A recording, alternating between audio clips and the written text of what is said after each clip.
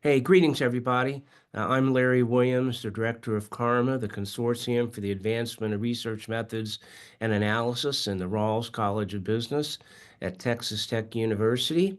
It is February 13th, and it is my pleasure to welcome you to another version of a CARMA, what we refer to as a CARMA Quick Chat, where we take advantage of an opportunity to chat more informally with somebody who's going to be contributing to one of Karma's programs, typically our webcast program. And today it's my pleasure to be with Roman Briker from Maastricht University. And Roman, in 2 weeks from tomorrow, will be giving a Karma webcast lecture. And if you're not familiar with Karma, we are a university-based research center that is devoted to research methods education for faculty and students in management. And we offer short courses and panel sessions. But in this case, Roman's going to be joining us and give a formal lecture on open science. So, Roman, as we said it to be earlier, I don't think we've had much of a chance to chat. So it's a real pleasure. Appreciate you taking the time this morning to chat with us and also to fit giving the webcast lecture into a busy schedule.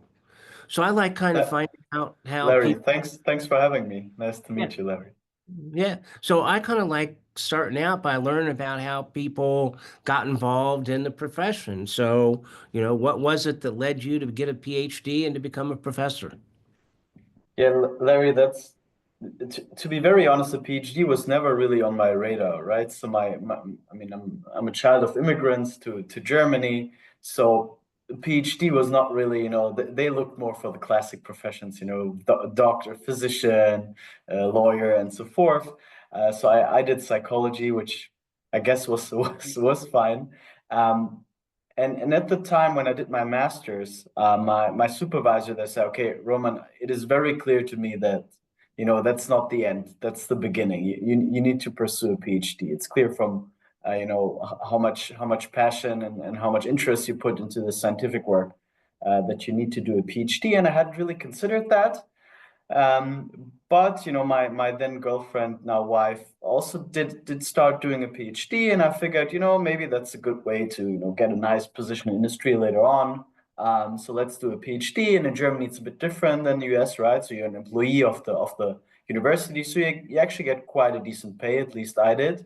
And I figured, okay, why not? Why not do it and give it a shot? And then I was kind of lucky that I by accident stumbled into my passion, so to say. Yeah. Well, it is always interesting to me the diversity of paths that people have followed to get to where we are in this common experience, and how for many of us, when we were younger, we never thought we would end up doing what we're doing. So as I was learning more about you, getting ready for your webcast, I learned that you spent some time a little south. Well, I guess actually it's east of here in Dallas at TCU. And so, if I understand your background, and you went from Europe to Texas and now back to your part of the world. And I just was wondering, that gives you a perspective that a lot of people don't have about differences in the academic life in different parts of the world. So, what are some of the things that you noticed as you reflect back on your time in Texas versus the way that it is now? So first of all, way more meat and rodeo and all of that. In ter- but in terms of academic life, I think that the US is, for the better or worse, a bit more performance outcome oriented than we are in Europe.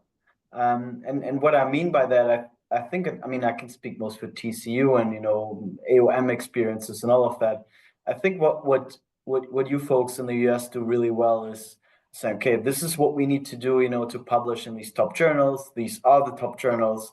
This is kind of the formula how we get where, and I'm gonna, work really hard to get into these top journals, and that's kind of, where my focus is. Whereas I think Europe, again, for the better or worse, is a bit more holistic, so to say, meaning both on the work life and, I feel people in the Europe work a bit less. Maybe work-life balance is a bit better, I would say, but also in terms of, the profession. I think more journals are accepted.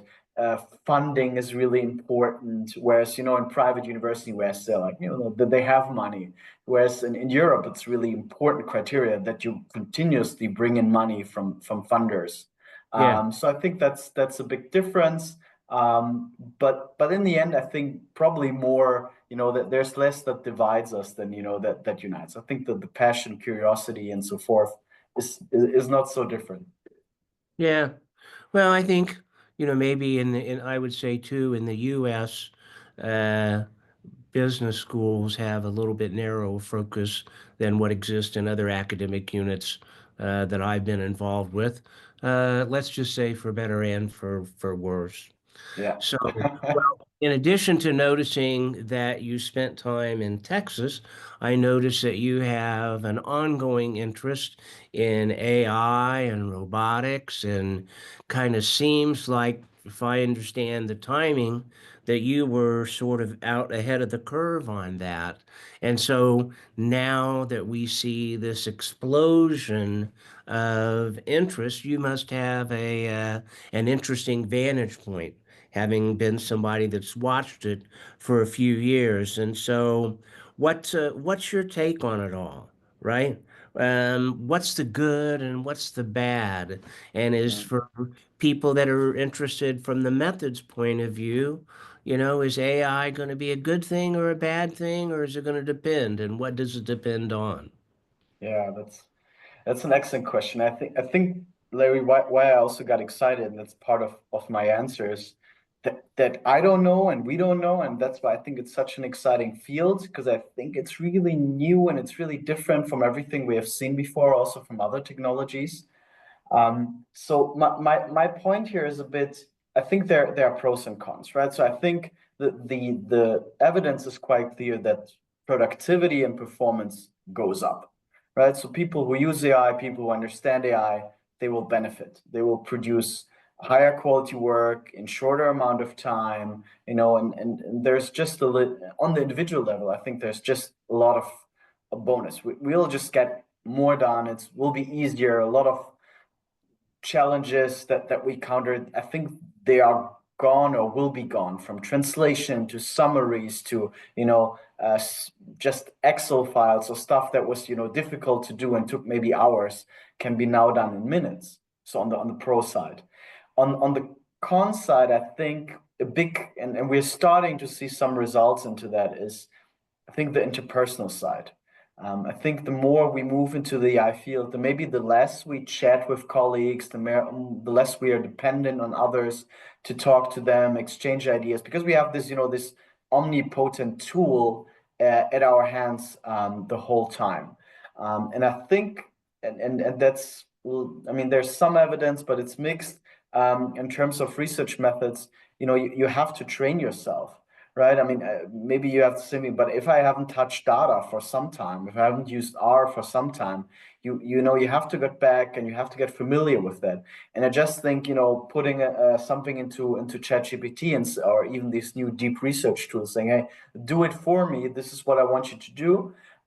It kind of gives you the result really quickly, but you kind of lose the ability to think about it in a deep sense, to do it by yourself. So I think as a mixture, I think as long as again it's we all say as long as it's augmentation, right? It's a tool that supports you, um, like a calculator, like your mobile phone. As long as you're not outsourcing the whole research process, I think it can come with a lot of benefits. And what it brings for the future, I'm kind of the excited observer on the sidelines, so to say. Yeah.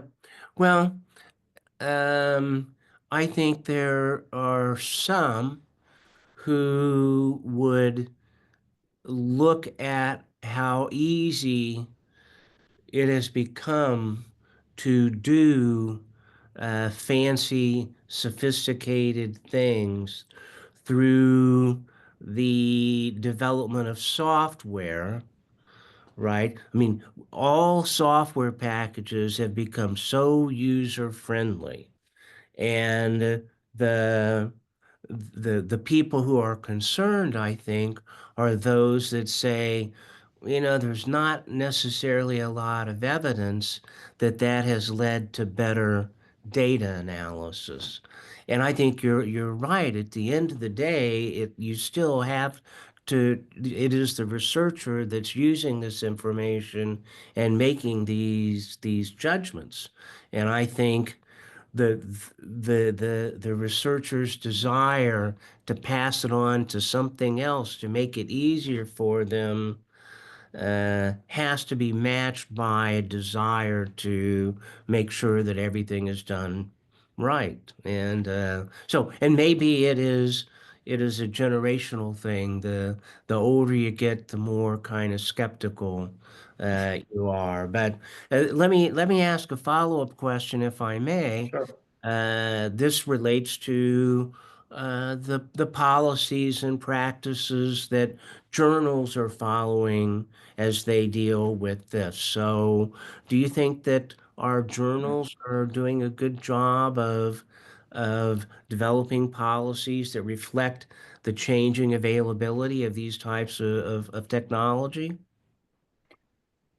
That's hard for me to answer because I think it's a bit eclectic at the moment, Larry, and I think that the reason why is I think the how AI is developing, it's such an increasing pace that just journals are not made to keep up with the pace. So I think as soon as a policy is in place, it's kind of already outdated.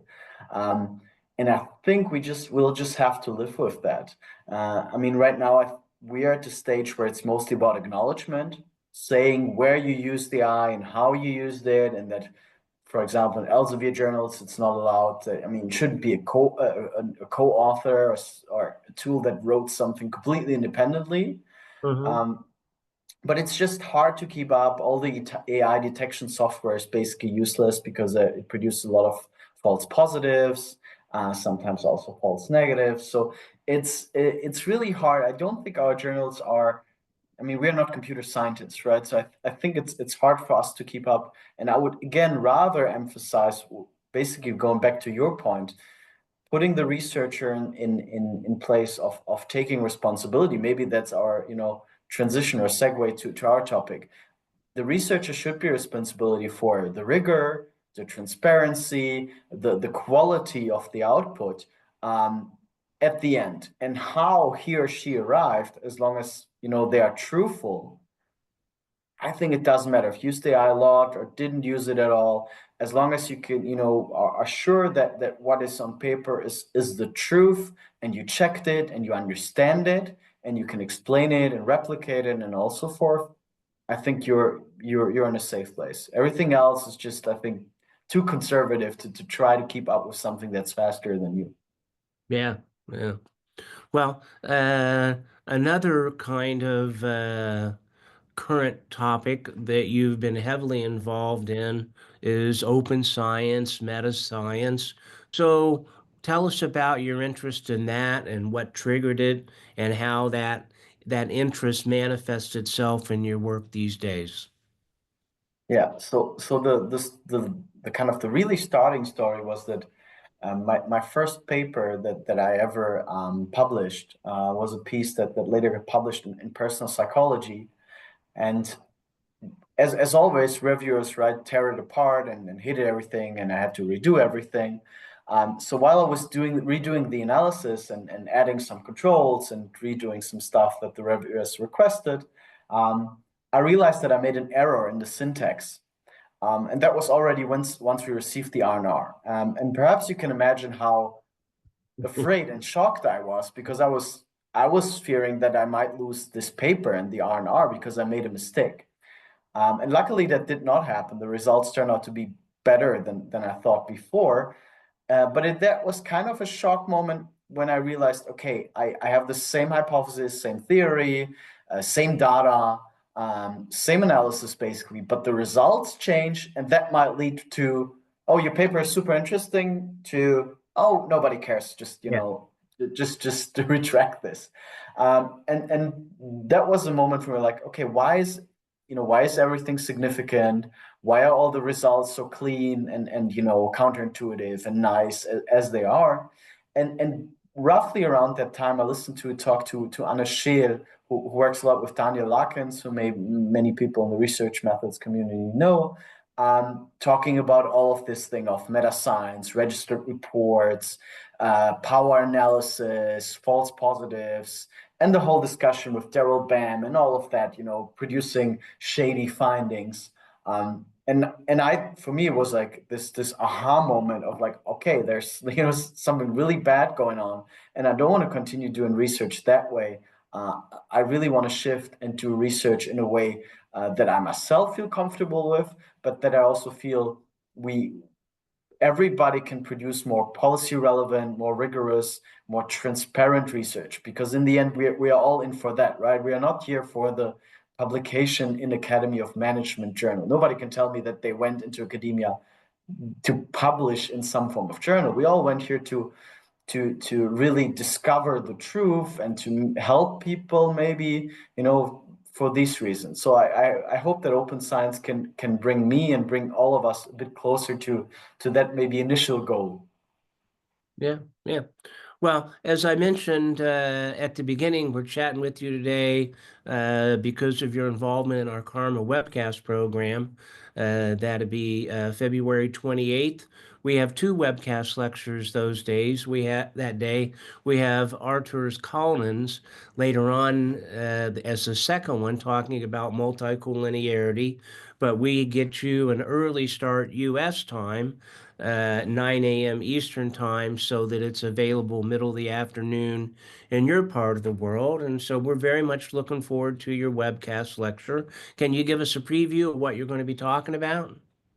Absolutely, Larry. I think it's going to be very exciting. We'll do a short, but at the same time deep dive into how we arrived here. So, what is the so-called replication crisis? What are the problems? Why is it a problem? Why is it a problem for the researchers themselves and society at large?